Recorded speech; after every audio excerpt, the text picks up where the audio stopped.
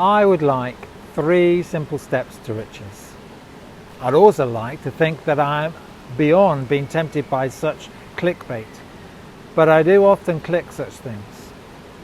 Having admitted that, this episode of Sideways does have some simple steps to riches, steps that are neither religiously cheesy or too good to be true.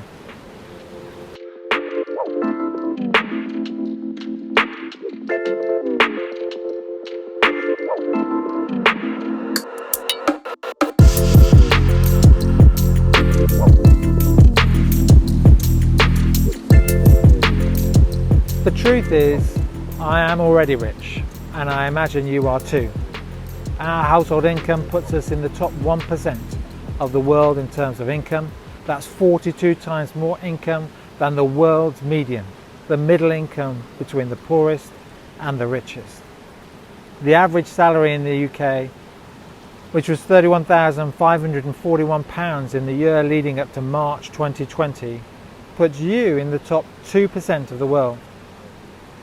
If you're over 22 and in a full-time job on the minimum wage, which is an annual salary of just under £18,900, that puts you in the top 6% of the world's population in terms of income. There's plenty of websites to help you calculate this yourself. Just search, "How rich am I?" My point is that very few of us need a get-rich-quick scheme, and yet we feel the desperate need for one, me included. For me, this feeling has its roots in a deep sense of unfairness. It's more than just inequality. This person has more than that person.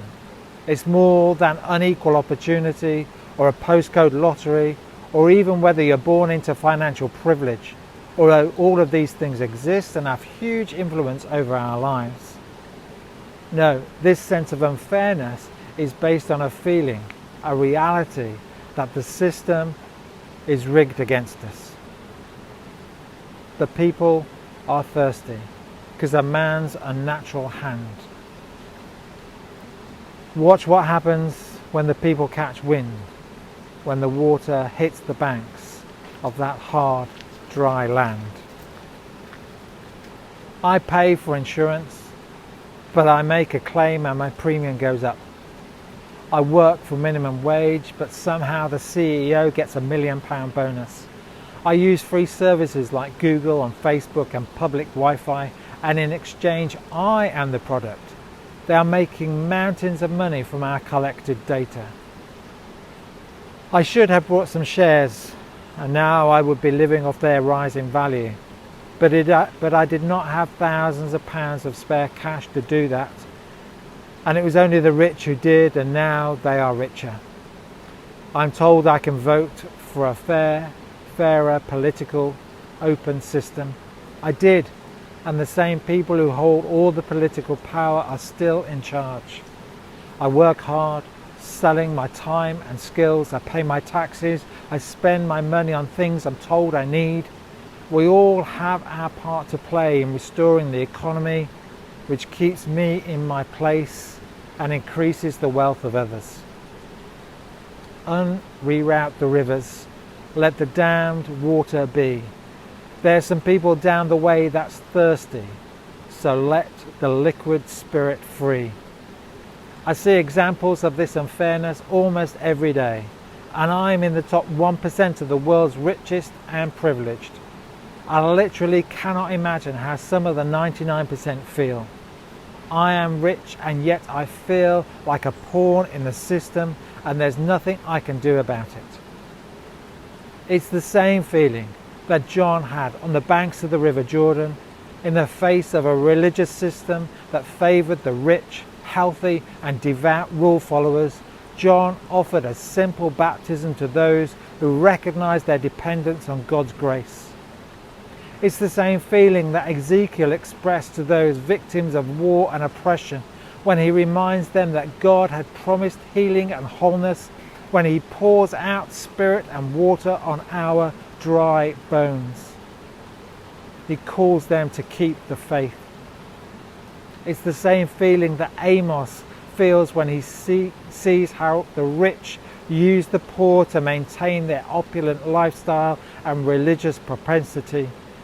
And he reminds us that true worship is when justice rolls down like water and righteousness like an ever-flowing stream.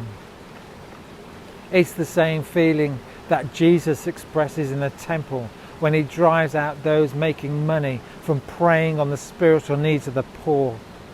He reminds them that everyone should have access to the divine. Gregory Porter captures all of this, thousands of years of prophetic words and actions, and the feelings of many of us in his song, Liquid Spirit. He says that it's like some people have built a dam, and instead of flowing freely for everyone, the dam is enjoyed by a few, whilst the people down the way are getting thirsty. They're so thirsty that if the dam were to be released, then the water would not even have chance to make mud. Reroute the rivers. Let the dammed water be.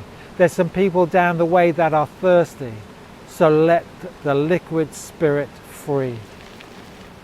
The people are thirsty because a man's unnatural hand. Watch what happens when the people catch wind, when the water hits the banks of that hard, dry land. What's in that reservoir? What is being held back from everyone? The world's wealth, for sure. Resources, our data, political position and influence, food, access to clean water, simple healthcare, religious freedom and experience, all these things held from the many, controlled by the few. This feeling of unfairness that I feel, that you feel, resonates with how God feels about injustice, poverty, and the role of power, the rich and wealth. Of course it's complex. Of course wealth and poverty are relative. Of course there's more to life than what you earn and own.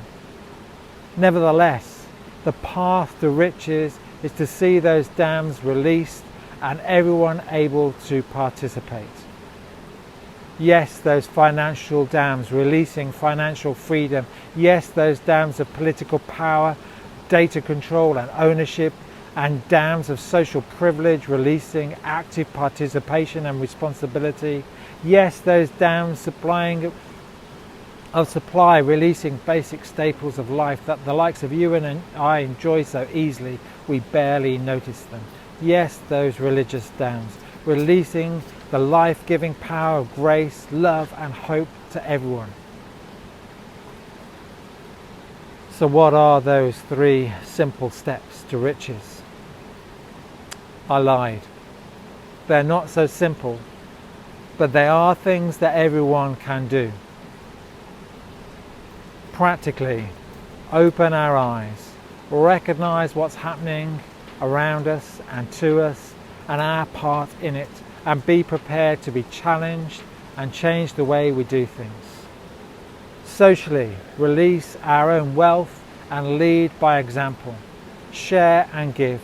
Hold ownership lightly and live within our means.